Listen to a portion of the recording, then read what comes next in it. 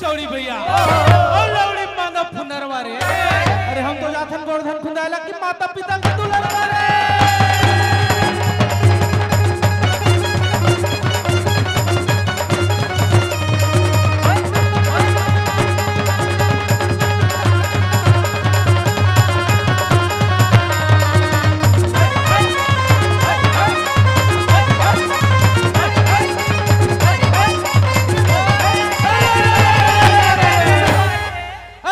फूले घमाघम भैया अब मुनगा फूले सफेद रे।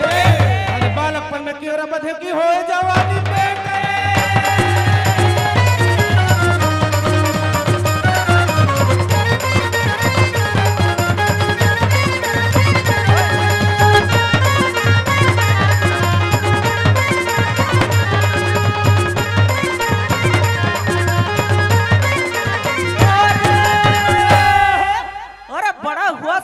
हुआ भैया और जैसे पेड़ खजूरे और पंछी को छाया नहीं भैया फल लागे अति दूरे।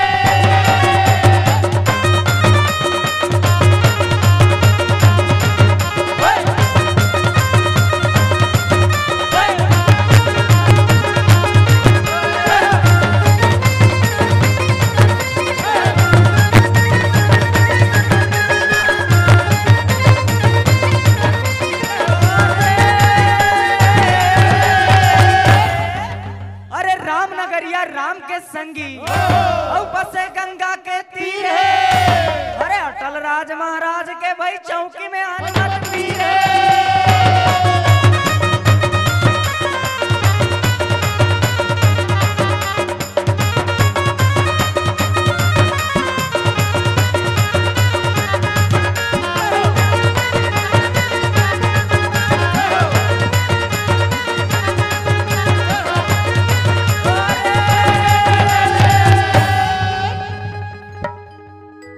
सावन में सवना ही रे सुवना औ भर भादो चना कई दारे हो।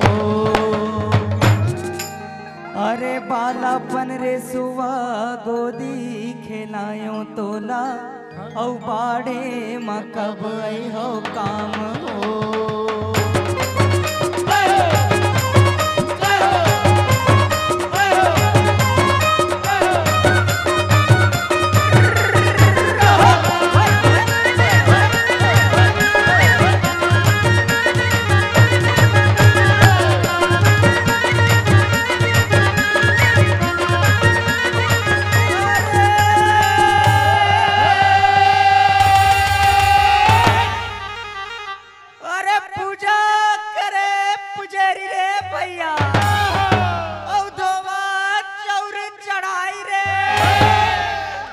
पूजा परत मोर साड़ा देव के परमेश्वर भोग लगा।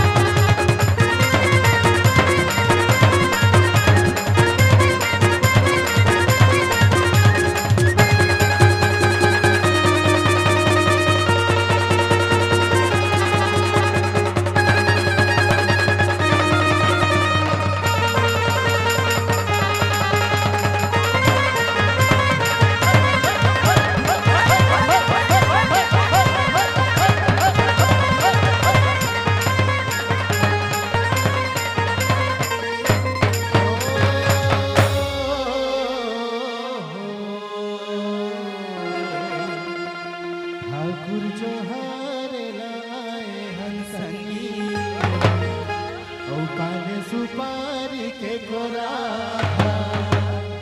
रंग महल में बैठो न मालिक राम राम के दिया।